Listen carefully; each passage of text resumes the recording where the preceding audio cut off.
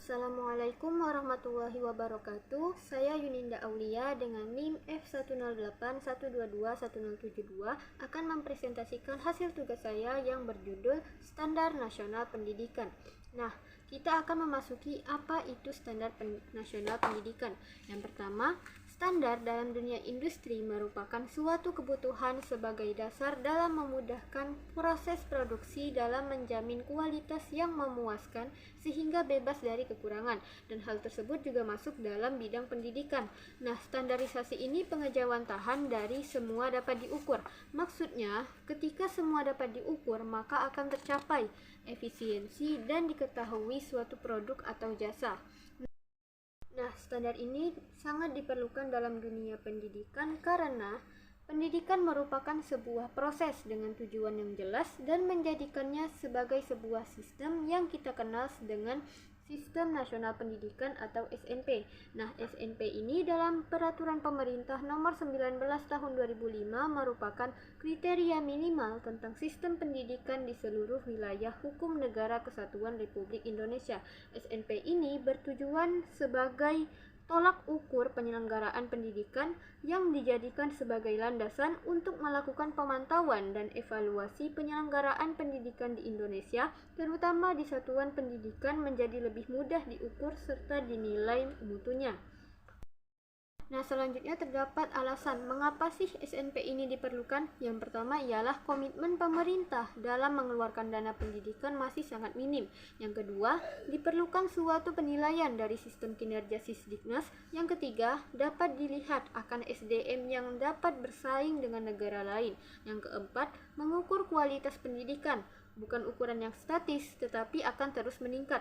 Dan yang kelima, pemetaan masalah pendidikan. Dan yang terakhir, menyusun strategi dan rencana pengembangan setelah diperoleh data dari evaluasi belajar. Nah, dari standar nasional pendidikan ini terdapat komponen-komponen yang dapat mengembangkan standar nasional pendidikan ini. Berikut adalah komponen-komponen standar nasional pendidikan. Yang pertama yaitu standar kompetensi lulusan, yaitu kualifikasi kemampuan lulusan yang berkaitan dengan sikap, pengetahuan, dan keterampilan. Di sini ada 3 dimensi dalam standar kompetensi lulusan. Yang pertama yaitu sikap. Maksud di sini adalah lulusan harus memiliki sikap seperti beriman dan bertakwa kepada Tuhan Yang Maha Esa, bertanggung jawab, berkarakter, jujur, bijaksana, peduli, adil, dan sebagainya. Dan yang kedua ini adalah pengetahuan. Nah, maksudnya di sini adalah lulusan harus memiliki pengetahuan yang faktual, konseptual, prosedural, dan metakognitif. Dan yang ketiga adalah keterampilan. Lulusan di sini harus memiliki keterampilan berpikir dan bertindak kreatif, produktif, kritis, mandiri, kolaboratif, dan komunikatif. Selanjutnya ini adalah standar isi. Nah, standar isi merupakan kriteria mengenai ruang lingkup materi dan tingkat kompetensi untuk mencapai kompetensi lulusan pada jenjang dan jenis pendidikan tertentu. Standar isi ini disesuaikan dengan substansi tujuan pendidikan nasional yang dijabarkan dalam domain sikap spiritual dan sosial, pengetahuan, dan keterampilan, dan juga dijabarkan sesuai dengan mata pelajaran yang mengacu pada standar kompetensi lulusan. Selanjutnya ini ada standar proses, yaitu kriteria mengenai pelaksanaan pembelajaran pada satuan pendidikan untuk mencapai standar kompetensi lulusan. Di sini, standar proses ini merupakan proses pembelajaran yang diselenggarakan secara interaktif, inspiratif, menyenangkan, menantang, memotivasi peserta didik untuk berpartisipasi aktif. Nah, prinsip pembelajaran ini diarahkan pada siswa karena belajar dan pembelajaran tidak ditentukan oleh keinginan guru, tetapi lebih ke siswa. Sanjaya menjelaskan bahwa pembelajaran ditunjukkan dengan beberapa ciri, adanya proses berpikir, memanfaatkan potensi otak, dan belajar sepanjang hayat. Dan juga proses pembelajaran ini dituangkan dalam langkah proses pembelajaran mulai dari perencanaan, pelaksanaan proses pembelajaran, penilaian hasil pembelajaran, dan pengawasan proses pembelajaran. Selanjutnya yaitu standar penilaian, yaitu kriteria mengenai mekanisme, prosedur, dan instrumen penilaian hasil belajar peserta didik. Di sini ada dua dalam standar penilaian, yaitu evaluasi sumatif dan penilaian formatif. Nah, evaluasi sumatif ini dilakukan untuk menilai keberhasilan siswa setelah berakhir suatu program pembelajaran yang bila dilihat dari standar penilaian dalam Permendikbud masuk ke dalam penilaian yang dilakukan oleh satuan pendidikan. Yang kedua ini adalah penilaian formatif yang dilakukan selama program pembelajaran berlangsung yang dilakukan oleh pendidik selama program pembelajaran berlangsung. Maksud di sini adalah pendidik sebagai guru yang menilai kinerja siswa ini dengan tujuan agar guru dapat mengetahui peserta didik mana yang berhak melanjutkan pelajaran maupun siswa yang mana yang belum dapat melanjutkan pelajaran, serta guru juga dapat menilai apakah materi yang diajarkan tepat atau tidak, dan guru dapat menilai metode yang diajarkan sudah tepat atau belum. Yang selanjutnya adalah standar pendidik dan tenaga kependidikan, yaitu kriteria mengenai pendidikan prajabatan dan kelayakan maupun mental, serta pendidikan dalam jabatan. Di sini saya mengambil 3 peraturan dalam standar pendidik dan tenaga kependidikan, yaitu Permendiknas nomor 12 tahun 2007, Permendiknas nomor 13 tahun 2007, dan Permendiknas nomor 16 tahun 2007.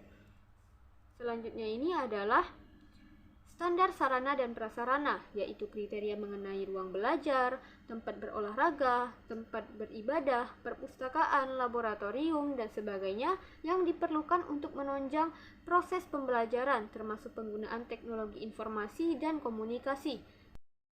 Dalam standar sarana dan prasarana, setiap tingkat satuan pendidikan memiliki kriteria minimum yang berbeda sesuai dengan kebutuhan setiap jenjang, seperti pengaturan mengenai jumlah minimal yang dapat dilayani dari tingkat SD yang minimal 6 rombongan dan sampai tingkat SMP dan SMA atau SMK yang minimal 3 rombongan.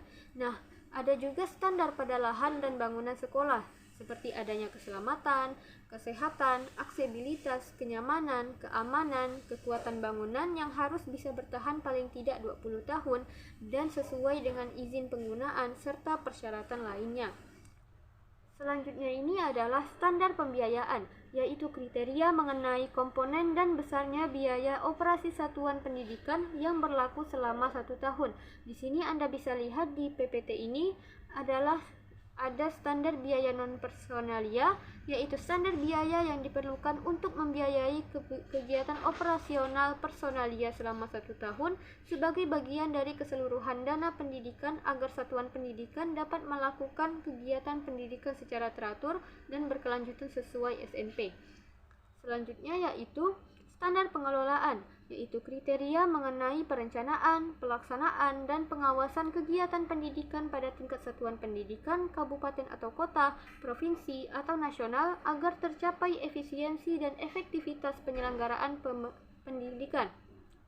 Nah, di sini ada 6, yang salah satunya adalah perencanaan program, pelaksanaan rencana kerja, pengawasan dan evaluasi, dan sebagainya. Selanjutnya yaitu permasalahan dalam pencapaian standar nasional pendidikan. Nah, dalam mewujudkan standar nasional pendidikan ini pasti ada masalah yang dapat menghambatnya. Saya mengambil 4 komponen standar yang dapat menghambat, yang masih mengalami kekurangan dalam mewujudkannya, yaitu ada standar kompetensi lulusan, standar pendidik dan tenaga kependidikan, standar sarana dan prasarana, dan standar pengelolaan. Baiklah, sekian dari presentasi saya. Maaf apabila kekurangan dalam presentasi ini dan maaf apabila ada kesalahan. Wassalamualaikum warahmatullahi wabarakatuh.